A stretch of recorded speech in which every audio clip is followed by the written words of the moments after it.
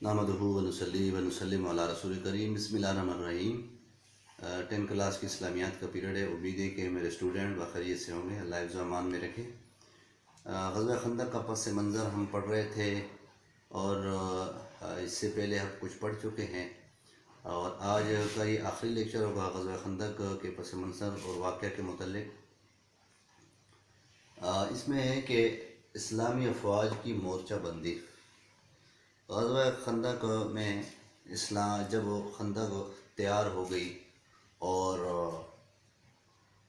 تیار ہونے کے بعد تو پھر جو مسلمان بچوں اور عورتوں کو خندق سے لے جا کر پیچھے جو ہے پس پشت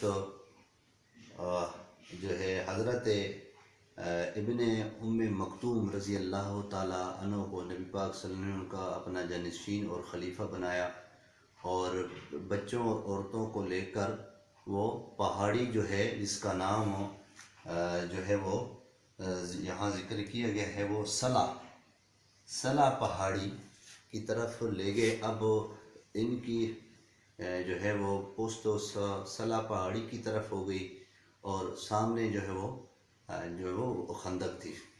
تو اس کی نگرانی جو ہے وہ رسول اللہ صلی اللہ علیہ وسلم نے حضرت ابن مکتوم رضی اللہ تعالیٰ عنہ کے حوالے کی تھی۔ اب یہ اس کی نگرانی کر رہے تھے۔ تو جھنڈا جو تھا اس غزوہ میں وہ حضرت زید بن حارثہ رضی اللہ تعالیٰ عنہ کے ہاتھ میں جو ہے وہ جھنڈا تھا، اور یہ جو ہے مہاجرین میں سے تھے۔ اور انصار کا جو جھنڈا تھا وہ حضرت سعد بن عبادہ رضی اللہ تعالیٰ عنہ کے ہاتھ میں جھنڈا تھا۔ تو مہاجرین کا جھنڈا حضرت زید بن حارثہ کے ہاتھ میں، اور انصار کا جو جھنڈا ہے وہ حضرت سعد بن عبادہ کے ہاتھ میں تھا۔ تو یہ ایک لشکر کی دو صورتیں بن گئی، اور کفار پر بھی حملہ ہو گیا۔ جب کفار پر حملہ کیا اور کفار و مشرکین اور بنو قریظہ یہ ان کے اتحادی بن گئے، تو یہ تقریباً 10,000 کی تعداد تھی، اور مسلمانوں کی جو تعداد تھی غزوہ خندق میں وہ 3,000 تھی۔ اب جب کفار و مشرکین جب وہ اس خندق پر پہنچے تو وہ تو بڑی بڑی خندقیں تھیں، ان کو عبور کرنا بڑا مشکل تھا۔ تو اسی وقت جو ہے تینوں اطراف سے حملہ آور ہو گئے کفار، اور آگے خندق تھی اور مدینہ شہر میں نہیں آ سکے۔ تو اس وقت اللہ کریم نے اپنی غیبی مدد کا نزول فرمایا، اور گرد و غبار اور جکھڑ اور آندھی اور طوفان اٹھ کھڑا ہوا۔ اتنا آندھی اور طوفان تھا کہ کفار و مشرکین کے جو خیمے تھے وہ ان کو اکھاڑ کے رکھ دیا، اور ان کے برتن اڑ گئے اور دور دور تک بکھر گئے، اور آگے جو ہے وہ مٹی اور گرد و غبار تھی، کچھ بھی نظر نہیں آتا تھا۔ تو یہاں پہ قرآن مجید میں سورہ احزاب میں اللہ نے ذکر کیا ہے، اذ جاؤکم من فوقکم ومن اسفل منکم وَإِذْ زَاغَتِ الْأَبْصَارُ وَبَلَغَتِ الْقُلُوبُ الْحَنَاجِرَ وَتَظُنُّونَ بِاللَّهِ الظُّنُونَ هُنَالِكَ ابْتُلِيَ الْمُؤْمِنُونَ وَزُلْزِلُوا زِلْزَالًا شَدِيدًا۔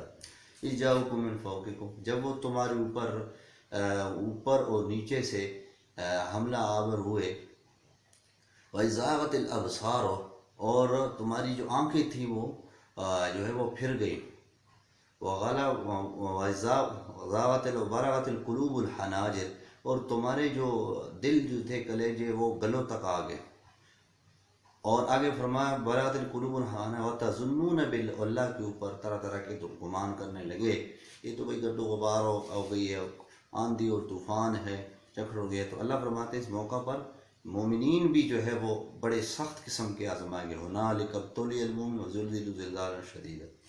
یہی جکھڑ اور یہی آندھی اور یہی طوفان مسلمانوں کے لیے اللہ کی طرف سے مدد کا سبب بنا، اور اللہ تعالیٰ نے غزوہ خندق میں جو ہے وہ مومنین کو فتح عطا کی، اور کفار و مشرکین بھاگ گئے۔ تو آج کے لیے اتنا ہی کافی ہے۔ تو اس سے اب غزوہ خندق کا جو واقعہ ہے وہ کمپلیٹ ہو گیا ہے۔ مزید انشاءاللہ ہم اب آگے سورۃ احزاب کی طرف بڑھیں گے، اور سورۃ احزاب کا خلاصہ بیان کریں گے۔ وآخر دعوانا الحمدللہ رب العالمین۔